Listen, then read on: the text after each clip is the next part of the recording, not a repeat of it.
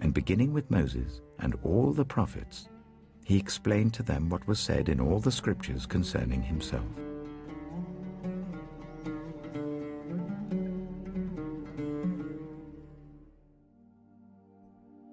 Shalom, children. Today we are going to be taking a deeper look at this week's Torah portion to see where it speaks of Yeshua Ha'Mashiach. We are in the book of Devarim. The parashah this week is called Shoftim, which in Hebrew means judge. Let's hear a summary of the parashat. Moshe instructs the people of Israel to appoint judges and other men to enforce the law in every city. Justice shall you pursue, he instructs, and administer it without corruption or favoritism. He states that all sinful crimes are to be thoroughly investigated, and all evidence must be strictly examined before action is taken. It is only by the account of 2 or 3 witnesses someone can be convicted and punished. The parashah includes the prohibition against idolatry and sorcery, laws on how to appoint a king and how he ought to act as king, and guidelines for the creation of cities of refuge for the one who has killed someone accidentally. Finally, the rules of war are given, details of who is exempt from fighting in a war, the requirement to offer terms of peace before attacking a city, and the prohibition against cutting down certain trees when laying siege to an enemy city. Yeshua said, "If you believed Moshe, you would believe me, because he wrote about me." So let's dig a bit deeper to see if we can find Yeshua in the scriptures. Last time, we examined the difference between physical and spiritual blindness. We heard of the blind beggar man who, despite not having the use of his physical eyes, was able to re'eh Yeshua as the Anointed One. We contrasted his discernment to the spiritually blind Pharisees, who were unable to recognize the identity of Messiah. This week, we are going to hear the account of another man healed from physical blindness. But first, let's take a look at an interesting detail from the beginning of the parashah.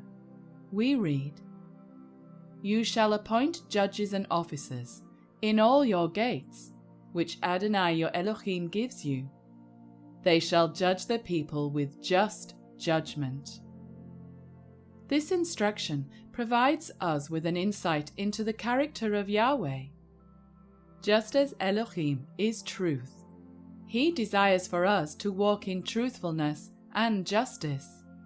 We read in the book of Bamidbar, "Elohim is not a man that he should lie." And in the Proverbs, "Dishonest scales are an abomination to Adonai, but a just weight is his delight." And Yeshua told his taught ones, "Blessed are those who hunger and thirst for righteousness, for they shall be filled."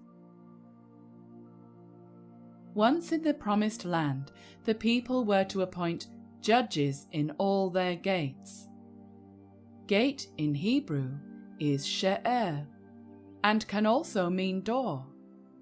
I am reminded of when Yeshua said, "I am the door. If anyone enters by me, he will be saved, and will go in and out and find pasture."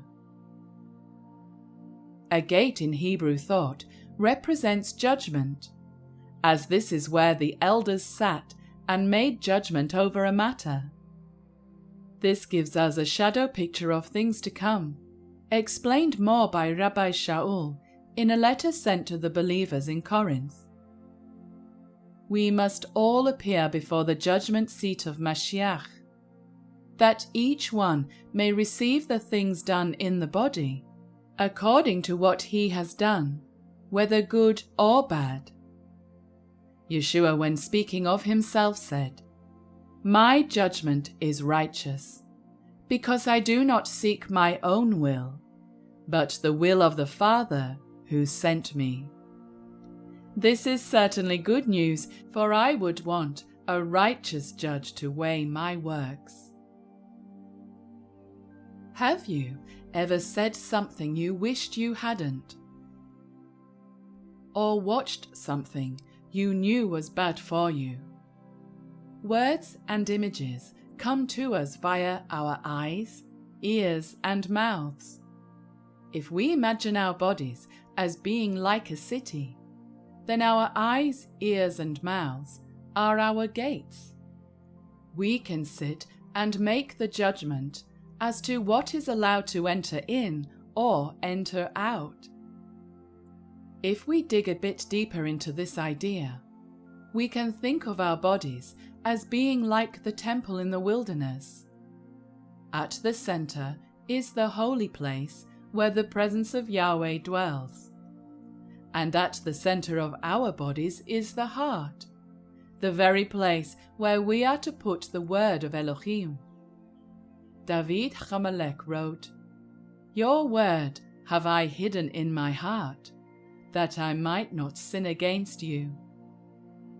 Rabbi Shaul understood this and encouraged believers to guard their temple when he wrote, "Do you not know that you are the temple of God, and that the Spirit of God dwells in you?" As we continue on in our study of the parashah, we read, "Adonai your Elohim will raise up for you a prophet like me from your midst, from your brethren. Him you shall shema." During the time of Yeshua's ministry, the children of Israel were still waiting for the prophet whom Moshe spoke about. Some even thought it was fulfilled in Yochanan the Immerser. Scribes had gone to him and had asked, "Are you Elijah? Are you the prophet?" But he had answered no. Indeed, Yochanan was not the prophet. His role was to call the people to repent, to prepare the way for Yeshua, of whom Yochanan said, "I am not even worthy to untie the strap of his sandal." After Philip had been called to follow Yeshua, he went and found Nathanael and told him, "We have found him of whom Moshe in the law, and also the prophets wrote about, Yeshua of Nazareth."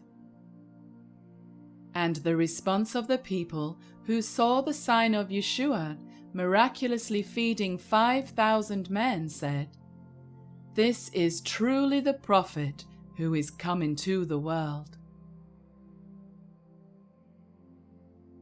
The life of Moshe creates a wonderful shadow picture of the Anointed One to come.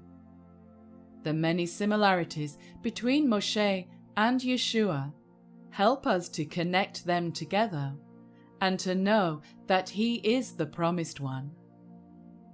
Let's hear just a few examples of them. Both were sent by Adonai. "I will send you to Pharaoh, that you may bring my people, the children of Israel, out of Mitzrayim." Yeshua said to them, "If Adonai were your father, you would love me, for I came from Adonai, and I am here.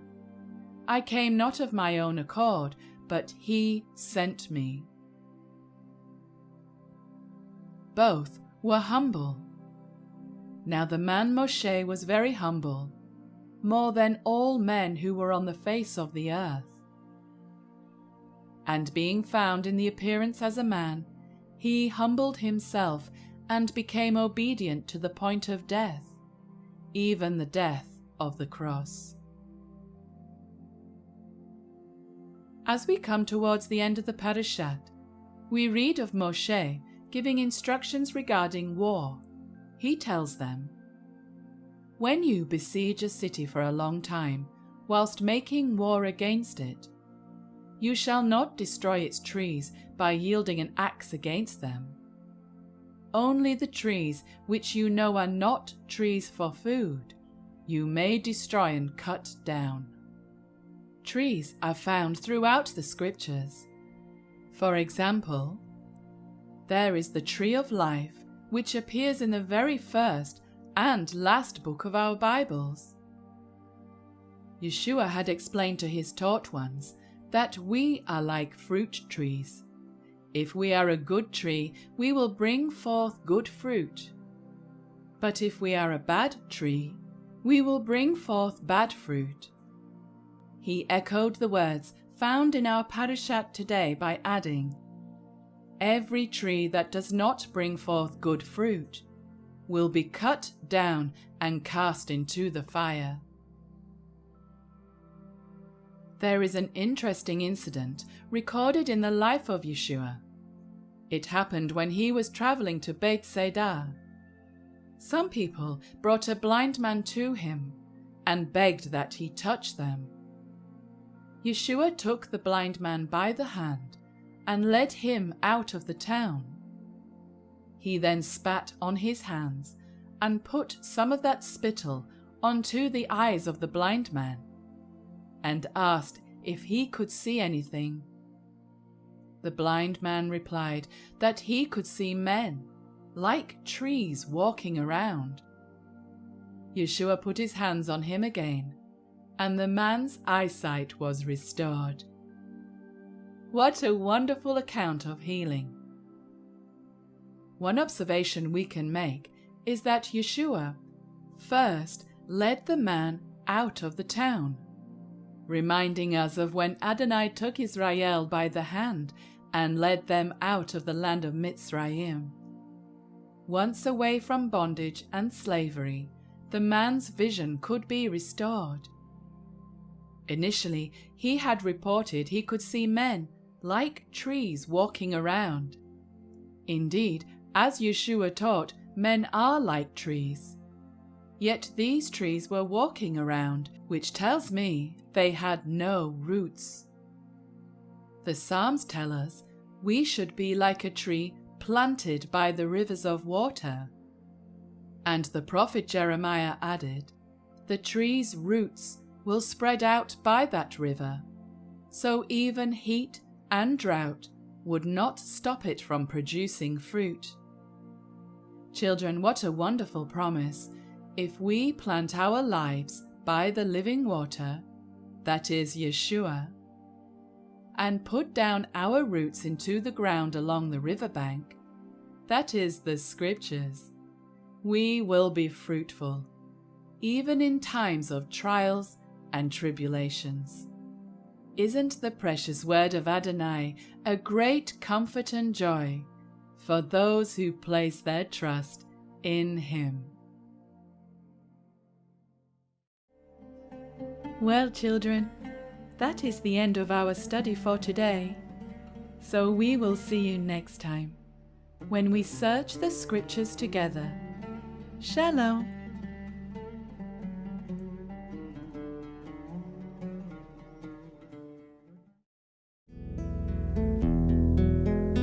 Open my eyes, Lord. Help me to see your